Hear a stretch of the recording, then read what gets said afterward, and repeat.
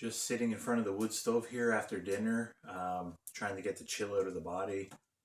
Spent the whole day outside shoveling, so it wasn't that cold. -3, -4, maybe double that with the wind chill. But after being outside all day, you get that chill right in your body. So I got the door open here on the wood stove and letting that heat hit me, warm up. Anyway, had a snowstorm on Thursday. Probably dropped about 24 inches here, or 2 feet. When I got here, I realized I wouldn't be able to bring the car in and pull that makeshift plow behind me anymore.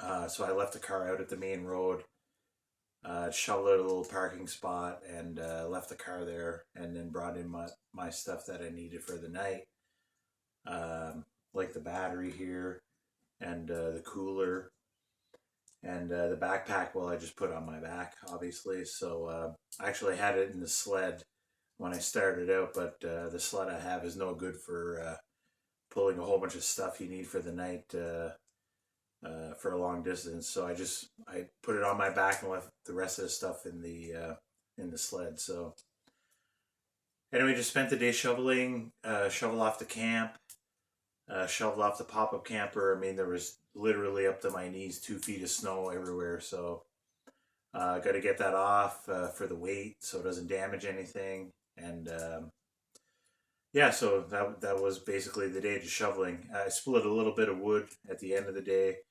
Had some big pieces that I just wanted to cut up.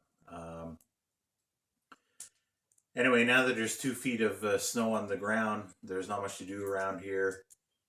I used to come in here every week, but now, end of January, with 2 feet of snow on the ground, probably just come in every 2 or 3 weeks, to clear the snow or whenever we get a snowstorm. Other than that, there's not much to do around here.